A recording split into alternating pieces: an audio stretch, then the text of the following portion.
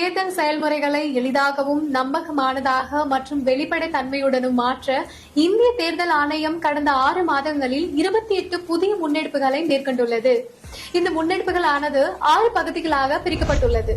அரசியல் கட்சிகளுடனான இணைந்த செயல்பாடுகள், தேர்தல் முறைகளுக்கான தூய்மைப்படுத்துதல், தொழில்நுட்பத்தின் பயன்பாடு, வாக்காளர் பட்டியலின் துல்லியம், வாக்களிப்பதை எளிதாக்குதல் மற்றும் திறன் மேம்பாடு ஆகியனவாகும். இந்த தொடரில் இன்று ஊடக மற்றும் தொடர்பு அதிகாரிகளுக்கான பயிற்சி குறித்து நாம் பேசுவோம்.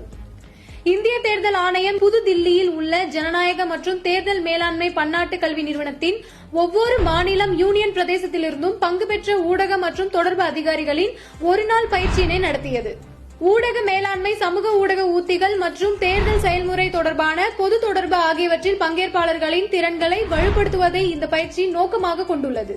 அடுத்த காணொலியில் இந்திய தேர்தல் ஆணையத்தால் மேற்கொள்ளப்பட்டுள்ள பிற முன்னெடுப்புகளை பற்றி காண்போம்.